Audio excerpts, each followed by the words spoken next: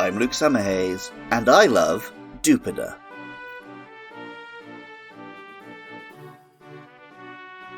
Bugs and insects are, for the most part, very small. This allows them to operate on a completely different set of rules from us. Their hard shells make them sturdy, but would crush them if they were our size. An ant can lift many times its own weight. A bee can fly on tiny wings. And a thin strand of spiderweb has the tensile strength of steel cords. When these traits are applied to the human scale, we get heroics like Spider-Man and horrors like Shelob. Sometimes it isn't as grand as all that. It's just a bit weird. Many oxygen-breathing bugs are able to survive underwater thanks to a thin bubble of air. We've seen photos of swimmers just before the water tension breaks, but a huddle of ants acting as a living raft can stay right in that moment indefinitely.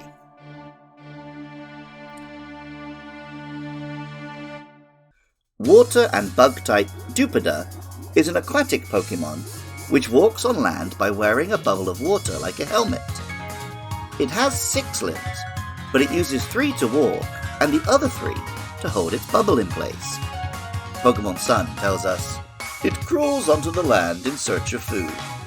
Its water bubble allows it to breathe and protects its soft head. And Pokemon Violet says, it supports the water bubble that envelops its head with 3 of its legs. Sometimes it secretly swaps which legs are holding up the bubble. The real-world diving bell spider is actually the opposite of the Pokemon. It can't breathe underwater, so it creates a bubble of air under the surface of ponds and lakes using its webs.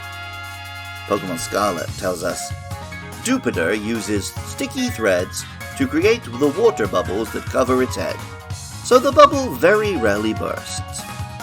And Ultra Sun tells us, when 2 Dewpider meet, they display their water bubbles to each other.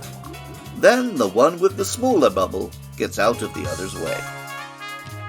The name, Dewpider, of course combines dew, the water droplet found on leaves in the morning, with spider, but also sounds like Jupiter, alluding to the Pokemon's spaceman appearance. The Japanese name, Shizugumo, is a combination of water drop and spider, while also being close to the Japanese name of the diving bell spider. Pokemon Moon tells us, when it comes across enemies or potential prey, this Pokemon smashes its water bubble covered head into them. This sounds pretty cute, and for the most part Dewpider doesn't get into the more unsettling end of oversized spiders. That opinion may change when, at level 22, it evolves into Araquanid. Araquanid stalks around on long spider-like legs, and has a more pronounced body, with a separate head. When I first encountered one in-game, I thought it was an incredibly unique and scary design, an alien spider monster with a breathing helmet. Pokemon Sun tells us, it delivers headbutts with the water bubble on its head. Small Pokemon get sucked into the bubble, where they drown. And Pokemon Sword tells us, it launches water bubbles with its legs, drowning prey within the bubbles.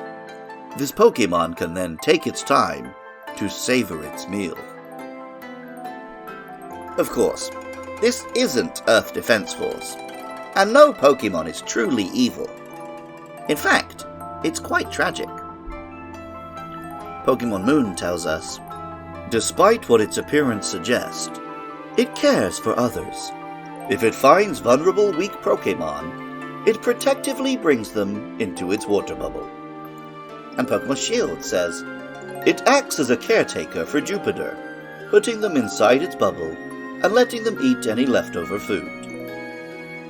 The name, Araquanid, combines arachnid and aqua, as this is a water spider, but again it also alludes a little to an astronaut.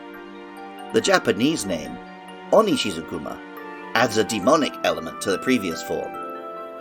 Japanese myths do feature various spider demons and yokai, and this drowning, bubble-headed example could fit in easily. Araquanid can make itself quite a demon competitively. It has good defense and special defense, as well as the ability Water Bubble, preventing burns and generally lowering the power of Fire-type moves. This eliminates the common bug weakness, while the bug typing eliminates one of Water's main weaknesses, making this a really solid defensive monster. A long time ago, when the atmosphere was different, our world was inhabited by many large and bizarre bugs. Today, they are mostly reduced to tiny sizes, but they remain incredibly fascinating creatures. And out there in space, or deep in our oceans, who knows what weird and wacky invertebrates we may still find. Music for Luke Loves Pokemon was composed by Jonathan Cromie. Artwork for the show is by Katie Groves. Funding is by supporters at patreon.com/podcastiopodcastius. I love hearing from listeners. Get in touch on YouTube, social media, or email, and let me know about your favourite Pokemon. Coming up next are Fomantis and Morlul, so let me know your thoughts about those or any other monsters. And even if you don't feel like doing any of that, thank you so much for listening. I love Dewpider, and remember, I love you too.